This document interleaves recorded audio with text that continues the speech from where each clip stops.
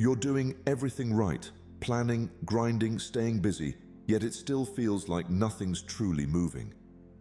It's like the more you try to make life happen, the more it refuses to cooperate. The bamboo does not grow faster when you pull on it. It grows when the soil is calm. In a world obsessed with speed, Buddhism offers a radical truth. Slowing down isn't weakness, it's wisdom. Because when you rush, you disconnect from the natural rhythm of the universe, and that's when things begin to fall apart. Let me ask you, what are you trying so hard to force right now? A dream? A healing? A relationship? What if the very act of chasing is what's holding it back? In this video, I'll guide you through timeless Buddhist insights that reveal why everything begins to work not when you hustle harder, but when you step out of the way. Each one builds toward a powerful shift in your awareness, especially the final one, a bonus truth most people never hear, but everyone needs. If you're tired of running in circles, this is for you. If you're holding your breath waiting for life to finally work, this is for you. Before we begin, subscribe to Deep Wisdom, where every video is a doorway to calm, clarity, and timeless Buddhist insight you won't find anywhere else. We'd love to hear your thoughts. If you're not sure what to say, just type, "I let things unfold." And if you're going to take away just one thing from this video, let it be this. You don't have to chase life. You just have to stop interrupting what's already on its way. Stay with me. It's time to remember the power of not rushing. 1. The urgency to fix everything is what breaks you. Why do we always feel the need to hurry toward healing? Why do we rush to fix every crack in our hearts, every doubt in our minds, as if peace is something we can capture if we just move fast enough?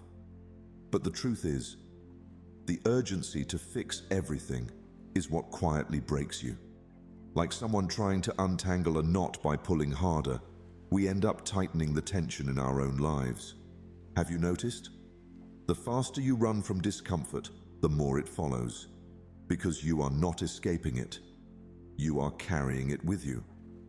In Buddhism, we are taught to be still, not because stillness is passive, but because stillness is powerful.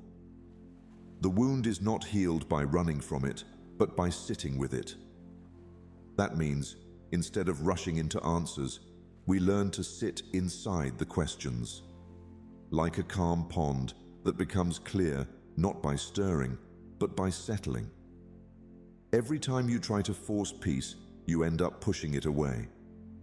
Peace is not a door you kick open, it's a presence you allow in. Imagine this, your hands open, palms facing upward. You are not grasping, you are not controlling, you are simply receiving.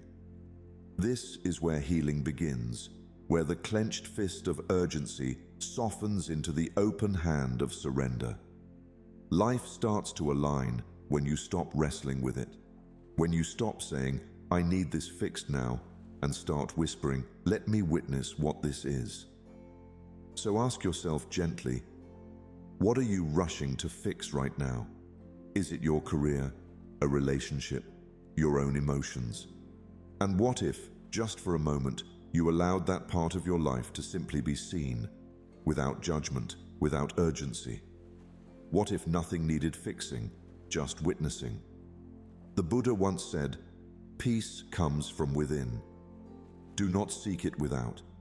That means your real breakthrough won't come by rushing toward the next achievement. It comes the moment you learn to rest where you are. Even the clouds don't race across the sky, they drift. Even the trees don't reach upward in panic, they grow in stillness. Why should your spirit be any different? You see, life responds to your energy. If your energy says, "I trust," then life unfolds. If your energy screams, "I need this now," then life resists. Because what's real unfolds only in stillness, not speed. Let your heart breathe again. You don't need to fix everything. You need to feel it. Let it pass through you. Let it teach you. And then, let it go. The more you rush, the more life resists, because what's real unfolds only in stillness, not speed. 2. Slowness is not laziness. It's mastery in disguise. Why do we believe that moving fast means we're moving forward? Why do we associate hustle with purpose, and yet, despite all our effort, still feel behind? The world has taught us that if we slow down, we'll fall behind. But Buddhism teaches us something different. Slowness is not laziness. It's mastery in disguise. It's the art of moving through life with full awareness, not blind urgency. Consider this. Those who move without hurry never lose their way. A tiger doesn't run unless it must. It walks with silent, graceful certainty. Every step is deliberate, every motion grounded. It doesn't waste energy chasing noise. It waits, watches, and acts only when the moment is right. That is not weakness. That is anchored strength. We too are meant to walk this world with that kind of power, unrushed, unshaken, unwavering. But most people don't move like tigers. They run. Not because they know where they're going, but because they're afraid of being still. Afraid that if they stop moving, they'll have to face what's been chasing them from within. But what if stillness is not the thing to fear, but the very thing that saves you? The deepest clarity often arrives when the noise fades and the silence speaks. Try this. Today, walk half as fast as usual. Feel each foot touch the earth. Notice your breath sinking with your steps. Let every moment stretch open like a doorway. What happens when you stop reacting and start acting, with purpose, not panic? You may find that the things you were chasing were already trying to find you. Are you acting or reacting? Are your actions flowing from deep intention or just fear of falling behind? This is the question the masters ask, not just once, but every day. In Buddhism, mindfulness is not passive. It is precision. It is grace. It is strength without noise. It is knowing when to act and when to allow. You see, life isn't a race to win. It's a rhythm to remember. When you slow down, you don't miss out. You tune in. You begin to notice what truly matters. You begin to trust your pace, your process, your presence. That's the real success. Not speed, but stillness that's alive, awake, and aware.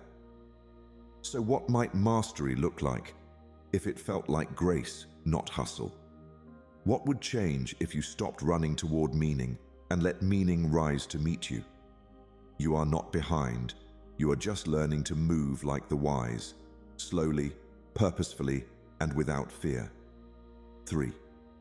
The moment you stop chasing, it comes closer. What if the very thing you're chasing is not running away from you, but waiting for you to stop chasing? So often, in our hunger for love, success, peace, we lean forward, reaching, grasping, fearing that if we don't hold tight, we'll lose it forever. But in that moment of desperation, something strange happens. The very thing we desire begins to drift further away, not because it is punishing us, but because our grasping energy tells the universe we don't believe it's ours to receive. Buddhism teaches this. Desire creates the illusion of distance. When you chase something, you create space between you and it. Chasing signals lack, and life, like a mirror, reflects that back. You say, "I need it now," and life replies, "Then you do not trust the timing." But when you let go, when you breathe and say, "It will find me," something begins to shift. Letting go is not giving up. It is the deepest form of belief that what is meant for you does not require force to arrive.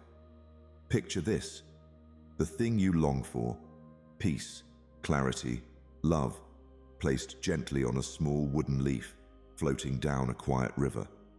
You do not jump in, you do not shout after it. You sit by the banks, still and steady, and let it come. That's trust. That's surrender. The river of life moves more swiftly when we stop trying to swim upstream.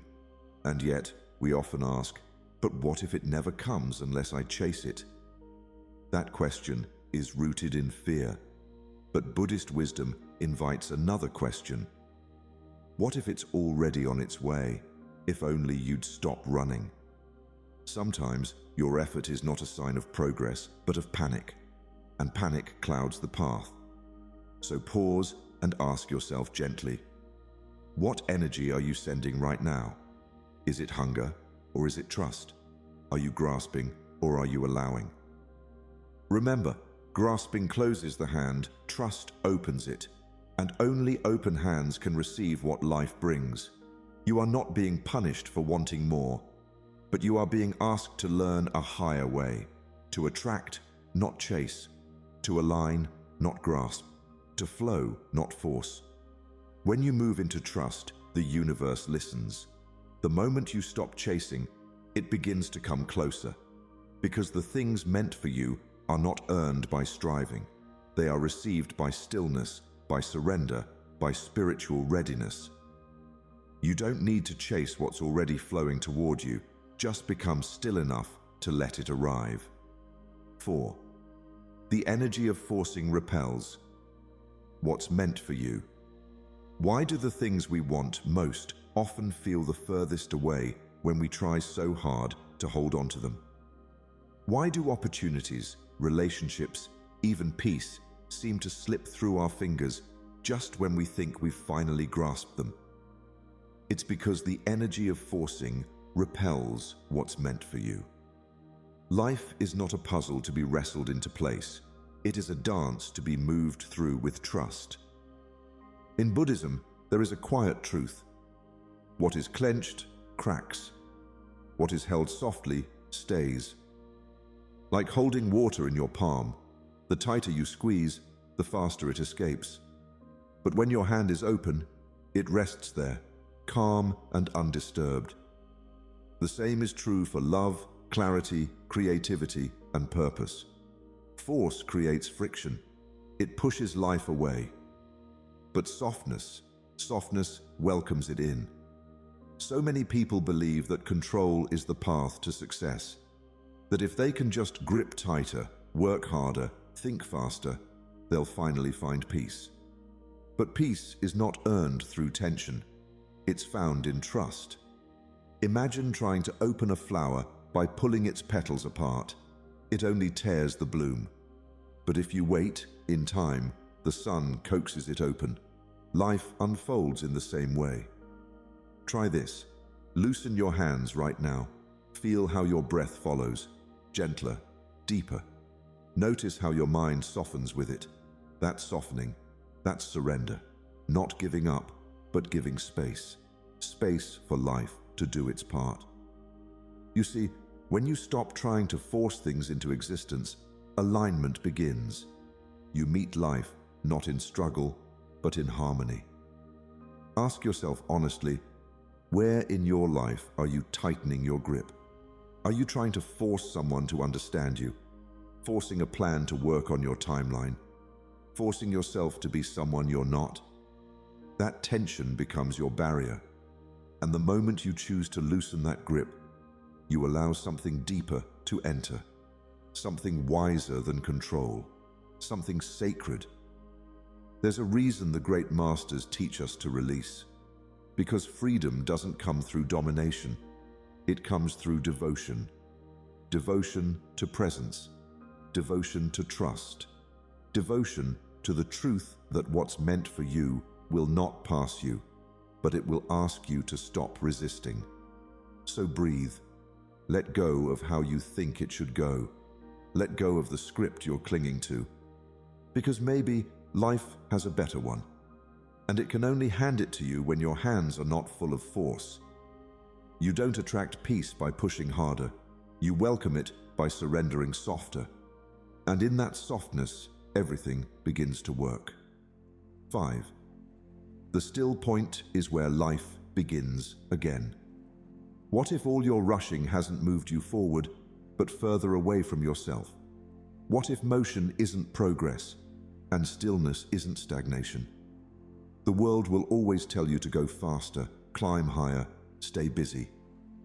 But the Dharma whispers something quieter, something older. Pause.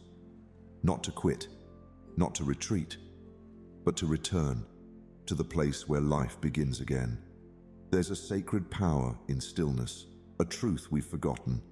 The seed does not grow by moving. It grows by resting in soil, hidden, quiet, unseen. And yet, in that stillness, transformation begins. Roots find depth. Life gathers strength beneath the surface. You may not see it, but that doesn't mean nothing is happening. Sometimes, the most powerful growth is invisible. We live in a time where stillness feels like failure. To sit without a task feels wasteful. To breathe without a goal feels indulgent. But in Buddhism, the still point is the source. It is where awareness sharpens, where illusion fades, where truth begins to whisper. And if you listen closely, really listen, you may hear what has been calling to you all along. Try this. Sit in silence for 2 minutes. No task, no effort, no reaching. Just be. Let the breath rise and fall like a quiet tide. Let the mind soften like morning light on still water. You may notice discomfort at first. The mind will want to flee. That is natural. But stay, because beneath that noise is the wisdom you've been seeking. So much of our suffering comes from the fear of stopping. We think if we stop moving, we'll fall behind. But stillness doesn't take you backward, it takes you inward. And inward is where real peace lives. Not in the next achievement, not in the next answer, but in the spacious silence that holds it all. Ask yourself gently, what answers arise when you stop asking questions? What do you hear in the silence you've been avoiding? Maybe it's not confusion you've been stuck in. Maybe it's avoidance of clarity. Stillness doesn't bring noise, it clears it. It doesn't add anything to your life. It reveals what's already there. The Buddha sat beneath a tree in silence, not to escape the world, but to meet it fully. And from that still point, a revolution of consciousness was born. You too carry that still point within you. You don't need to go anywhere. You just need to come home to yourself. So next time you feel lost, don't run faster. Sit quieter, listen deeper. Because life begins again, not in motion, but in the space where you finally stop. What you've been chasing may already be waiting for you to become still enough to receive it. 6. Let time cook. What your mind can't rush. Can a fruit ripen by yelling at it? Can the sun rise faster just because you're tired of the dark? And can peace arrive through panic or healing through haste? Deep down, you already know the answer. Yet the mind tries to outpace time, thinking it can manufacture what only nature can mature. But Buddhist wisdom teaches this quietly and clearly. Everything has its sacred unfolding. We live in a world that rewards speed, celebrates instant results, and glorifies urgency. But the Dharma teaches patience, not passive waiting, but active presence. Monks do not force the harvest. They trust the season. They plant, they water, they sit. And they know true outcomes take root in stillness long before they blossom in the world. There is something sacred about allowing life to unfold without interference. The flower opens when it's ready. The moon waxes and wanes on its own time. The child learns to walk when the legs are strong enough. And you too are ripening, not behind, not delayed, but becoming. Just not on the timeline your mind prefers. That's not a failure, That's nature. Try this. Picture the sun rising. Now try to make it go faster with your thoughts. You'll find it's impossible. And yet, as you watch, something more beautiful occurs. You begin to see it. To really see it. The way the light stretches across the horizon. The gentle warmth on your skin. When you stop rushing the sun, you start appreciating the dawn. Ask yourself sincerely, what are you trying to rush right now that simply isn't ready yet? Is it clarity, a breakthrough, a relationship? And what would happen if you stopped pushing and started trusting? Can you wait without anxiety? Can you allow the timing to teach you as much as the outcome? Let time cook what your mind can't rush, because the moment you stop stirring the pot, the flavors deepen. The silence becomes music. The waiting becomes wisdom. This is not about doing nothing. It's about doing only what's needed and trusting that what is beyond your control is also being cared for. When the Buddha sat beneath the Bodhi tree, he didn't pray for enlightenment to arrive faster. He became still. He waited, not with frustration, but with faith. And in that stillness, truth revealed itself. Because some awakenings can only happen when you stop trying to force them. So breathe, loosen your grip on the clock. Let things unfold in their own sacred rhythm. The more you rush, the more you miss. But the more you trust, the more life reveals itself to you, effortlessly, gracefully, in perfect time. Let time do what pressure never can. Ripen your life from the inside out. 7. Drop the timeline. Find the Dharma line. What if the pressure you feel isn't coming from life, but from the clock you keep watching? What if your schedule, your deadlines, your urgent need for things to happen now is what's quietly stealing your peace? We often believe that success, love, healing, even awakening must arrive on time, as if life were obligated to meet our expectations. But Buddhism teaches otherwise. Life doesn't follow your clock, it follows your consciousness. You see, there's a sacred difference between a timeline and a Dharma line. A timeline is created by fear. It says, you should be there by now. It compares, it rushes, it tightens the breath and makes the soul feel small. But a Dharma line is created by truth. It unfolds through alignment, not urgency. It whispers, you are exactly where you need to be for what your soul came here to learn. You can miss the miracle because you were watching the hourglass. You can be so fixated on when things will happen that you forget to notice what is already happening. A flower doesn't check the time to decide when to bloom. It opens because the conditions within and around it say, now, not your now, nature's now.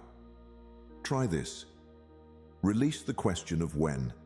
Replace it with, am I aligned right now? That's the only question that matters. If your actions come from clarity and presence, the outcome will arrive in its own perfect time.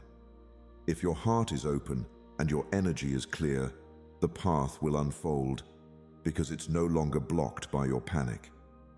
Ask yourself gently, do you want it now, or do you want it when it's right? Are you moving to the rhythm of your soul or to the panic of your calendar? One will drain you. The other will shape you into something unshakable. The Dharma doesn't rush. It doesn't shout. It does not respond to deadlines. It waits for readiness. It meets you in stillness.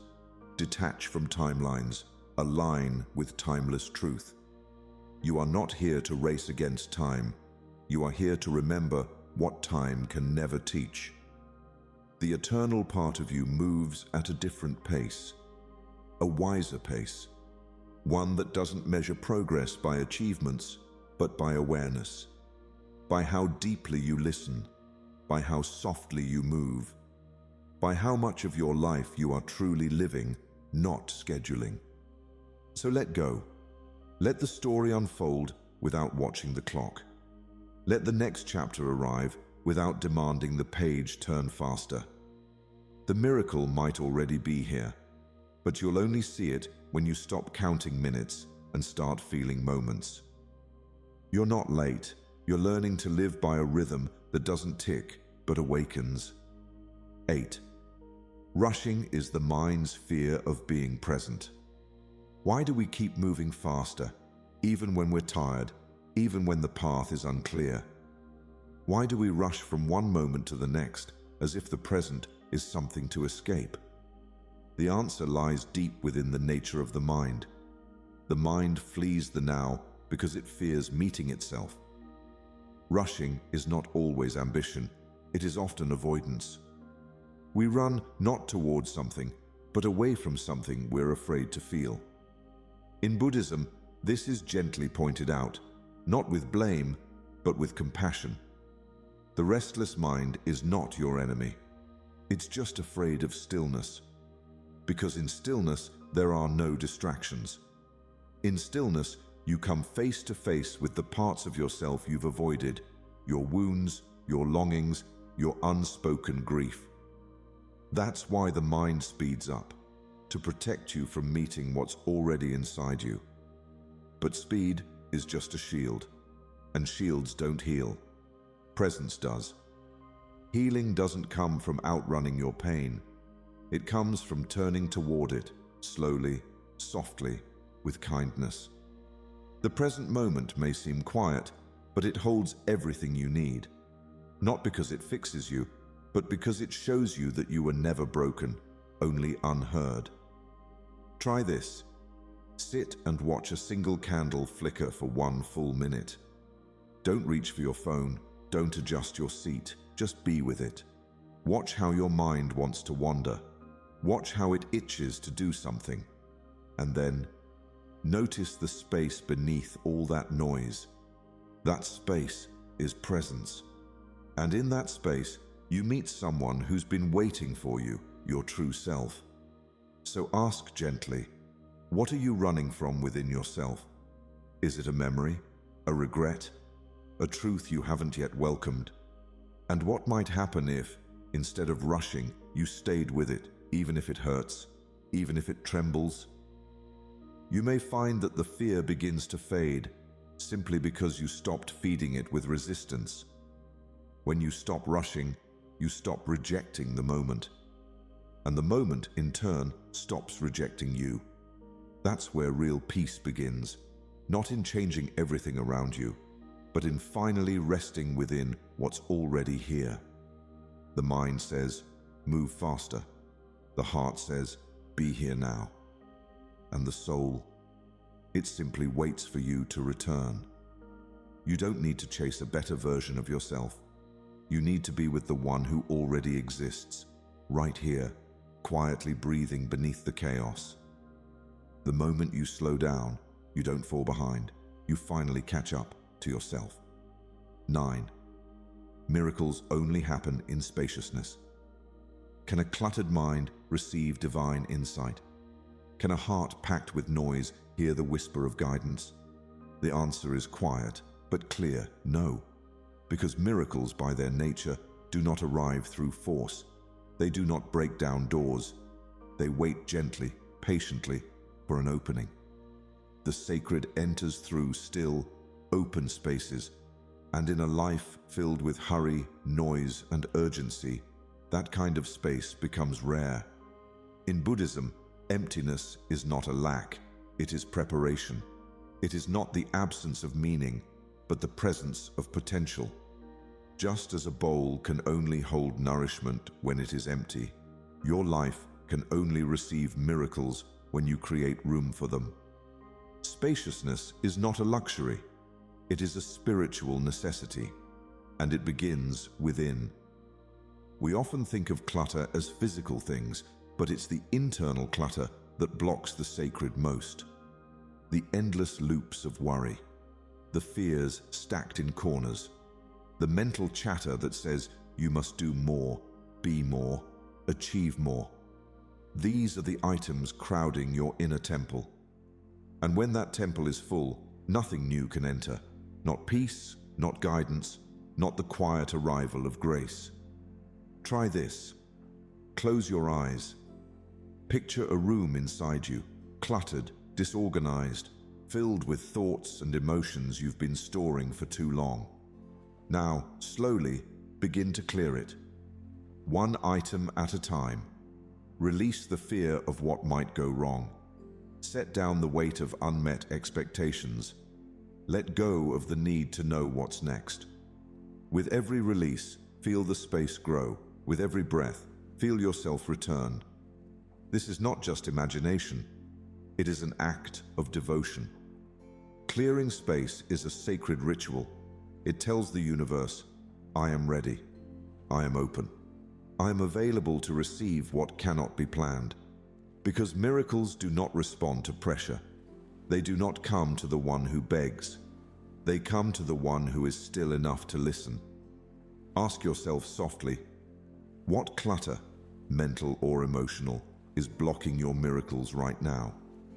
What old story are you still carrying? What worry is taking up sacred space? And more importantly, can you create emptiness today, not out of despair, but as a spiritual invitation? You don't need to search harder for your breakthrough. You need to become quiet enough for it to find you. Silence is not a void, it is a doorway. Spaciousness is not empty, it is full of possibility. And the more space you clear, the more blessings you make room for. So pause, clear, breathe, and wait, not with anxiety, but with trust. The sacred is always nearby, but it enters only when invited by stillness. The miracle you seek is already at your door, but it will only step in when you've made space for it to sit. 10. Non-striving is the most powerful striving. Is your best effort the one that feels heavy and exhausting, or the one that feels natural, effortless, like water finding its path?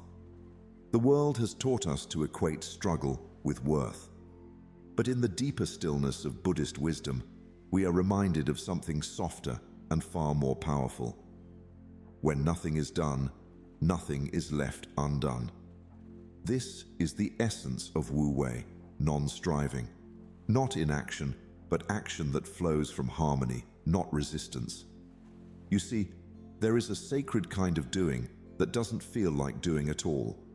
A state where presence replaces pressure, and you move not out of desperation, but out of clarity. Like the river that moves without forcing, like the moon that rises without effort. True power is never noisy. It is never in a rush. It arises from still alignment. This principle confuses the modern mind, which is so used to forcing results. We believe the more we push, the more we produce. But in truth, what we often produce through force is tension, exhaustion, resistance from life itself. When we stop pushing, we begin to feel something different, grace. And in grace, we discover that we're not passive, we're precise. We act only when it's time. And when it's time, even small actions carry deep impact. Try this. Choose one task today, something simple. Washing a cup, writing a message, walking across the room, and do it without hurry. Let each movement be full. Let it feel like a meditation. No striving, just being with what is. You'll notice something almost magical. The task completes itself through your presence. No struggle, no friction, just flow. So ask yourself gently, are you forcing or flowing? What would happen if you stopped trying to make it happen and started allowing it to happen through you? What if your action could feel like music, not strain? This isn't about laziness, it's about wisdom. It's about recognizing that your energy is sacred and not everything deserves it. Non-striving means moving only when the bell of your inner knowing rings. This is what the monks know. That right effort doesn't always feel like effort. It feels like deep truth in motion. It's not scattered or frantic, it's intentional, timeless. And from that still clarity, everything begins to align. Not because you forced it, but because you finally stopped getting in the way. So breathe, trust your timing. Let go of the noise that says, do more, and listen to the silence that says, be here. Because when your mind is still and your heart is aligned, your actions become both softer and stronger. The most powerful striving is no striving at all, just pure presence moving in perfect time. 11. Divine timing is not delay, it's precision. There is a quiet intelligence beneath all things, a rhythm deeper than calendars and clocks. And yet, the human mind calls anything that doesn't happen quickly a delay. It whispers, you're behind. You should be further. But the Dharma teaches us differently. The universe is never early or late, only perfect. Every unfolding, every detour, every still moment arrives not when we want, but when we are ready. Think of the tree in autumn. Its leaves do not fall out of panic. They fall with grace at the precise moment nature chooses. The wind doesn't rush them. The sun doesn't plead with them. There is no hurry, no worry, only perfect timing. So why do we treat our lives like we're constantly missing something? Like we're too late for the dream, too late for love, too late to begin again? Delay is not denial. It is divine choreography. You were not supposed to meet that person before you became who you are now. That door didn't open then because you hadn't yet grown the strength to walk through it. And that longing you carry, it is not unmet, it is maturing, like fruit ripening in its own sacred season. So take a breath and look again. What in your life are you calling late? What desires have you buried beneath frustration or fear? Ask yourself gently, what if it's not late, but on its way in divine precision? The teachings say, when the student is ready, the teacher appears. But readiness is not about age or effort, it's about energy. You receive not when you demand, but when you align. Try this. Reflect on a moment in your past, something that felt like a painful delay, something you begged to happen sooner. And notice how, when it finally came, it was right. Notice how what once felt like a setback became the very step that made the path clearer. This is the quiet miracle of divine timing. It works behind the scenes, preparing you while you wait, shaping the unseen while you worry, softening your heart so that when it comes, you don't just get it, you receive it fully. With reverence, with wisdom, with peace. Stop rushing. Stop judging time like it's working against you. The truth is, time is not your enemy. It is your ally. It is not withholding. It is preparing. And when you begin to trust this, you will see. Everything starts to work, not when you speed up, but when you surrender to the rhythm that was always carrying you. Because what feels delayed may just be perfectly timed for the you who's still unfolding. When you stop labeling delays as failures, you begin to see them as doorways to something even better. Bonus lesson 12. The more you trust, the less you need to hurry. There is a gentle truth woven into the silence between moments. The more you trust, the less you need to hurry. But we've been taught otherwise. We're told to plan more, to push harder, to fill every blank space with strategy and control. Yet have you noticed? The more tightly you grip life, the more it slips between your fingers. That's not failure. That's the wisdom of the universe, reminding you that trust is not weakness. It is the highest form of inner strength. When a monk walks through the forest, he does not rush to arrive. His steps are not frantic. They are deliberate, rooted in the knowing that the path is unfolding beneath his feet as it must. He does not command the trees to grow or the birds to sing. He simply aligns with what already is. This is the art of faith, not the blind kind, but the lived kind. The faith that whispers, "Even when I cannot see the end, I trust the beginning was no accident." Rushing is born from fear, the fear that things won't happen unless you force them to. But trust is knowing that what is meant for you moves toward you the moment you stop chasing it. When you interfere, you often delay. But when you allow, you create space for grace. Imagine the universe as a wise river. It already knows your name.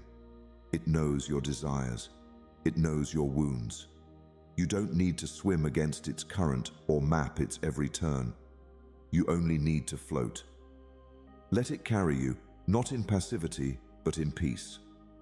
Let it bring to your shore the things your effort couldn't summon. This is not about giving up. It's about giving in to something deeper than your logic, wiser than your timeline. Ask yourself, are you living by faith or by fear disguised as over-planning? Are your to-do lists keeping you productive or just distracted from surrender?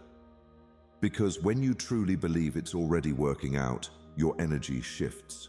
You stop pushing, you start listening, you stop doubting, you begin receiving. And from this stillness, you act, not out of anxiety, but out of alignment. So, loosen your grip, breathe a little slower, trust a little deeper. You don't have to know every step. You only need to walk the one in front of you with presence. Life is not a problem to solve. It is a mystery to trust. And sometimes, the greatest progress you'll ever make is learning to stand still, smile softly, and let the universe take the lead. When you live from trust, time slows down, stress falls away, and life begins to work without the need to rush it. Quick summary of the lessons. The urgency to fix everything is what breaks you. Rushing to fix things often causes more internal damage than the issue itself. Buddhism teaches us to observe instead of react, to sit with the moment. Solutions arise naturally when we stop resisting what is. Slowness is not laziness. It's mastery in disguise. Moving slowly allows you to act with precision and intention. Mastery isn't about speed, it's about awareness and self-command. Slowness often reveals wisdom that urgency hides. The moment you stop chasing, it comes closer. The more desperately you want something, the more you push it away. Letting go of attachment opens space for things to arrive naturally. Desire must be released for harmony to enter. The energy of forcing repels what's meant for you. Pushing things to happen often creates resistance, not results. Life flows more effortlessly when you stop trying to control outcomes. Ease attracts what pressure repels. The still point is where life begins again. Stillness is not wasted time. It's where your mind recalibrates. It's in these quiet pauses that you reconnect with clarity. Growth begins in inner calm, not in external activity. Let time cook. What your mind can't rush. Some things unfold only when time are ready, not when you want them to. Trying to accelerate life disrupts natural timing. Patience is alignment with universal flow. Drop the timeline. Find the Dharma line. Stop forcing life to meet your expectations and schedules. Peace comes when you stop measuring progress by the clock. The Dharma unfolds in rhythm, not on demand. Rushing is the mind's fear of being present. We rush not because we're busy, but because we're uncomfortable with the now. Slowing down forces us to face ourselves, and that's where healing begins. True presence requires courage, not momentum. Miracles only happen in spaciousness. Your life needs space to allow insight, peace, and creativity to enter. Cluttered thoughts and constant noise block spiritual clarity. Simplicity clears the channel for divine timing. Non-striving is the most powerful striving. Real strength lies in effortless alignment, not exhausting effort. When you act from inner clarity, you achieve more with less force. The most powerful action is born from stillness. Divine timing is not delay, it's precision. What feels delayed is often arriving at the exact right moment. Divine timing isn't based on impatience, it's based on your readiness. Trust that what's meant for you has a perfect arrival time. The more you trust, the less you need to hurry. Trust removes the need for micromanaging life. It allows peace to grow where fear once rushed. Faith is a powerful tool for alignment, not passivity. There is a profound transformation that happens when you stop chasing life and begin to receive it. Not through effort, not through force, but through presence. Most people never realize that peace was waiting for them all along, hidden behind their urgency. When you release your obsession with timing and trust in the quiet unfolding, you no longer feel behind. You begin to realize that the more still you are, the more clearly you hear the path calling you. And in that stillness, things begin to fall into place. Not because you controlled them, but because you aligned with them. When you let go of the need to rush, life begins to move at the speed of wisdom. So today, choose trust over tension. Choose stillness over striving. Because the universe isn't asking you to hurry, it's asking you to wake up. If this brought clarity or calm to your path, share this with someone still rushing through life. Share your opinion in the comment box and subscribe to Deep Wisdom for more inspiring Buddhist insights on living a peaceful life. Let go of the race and let life meet you where you are.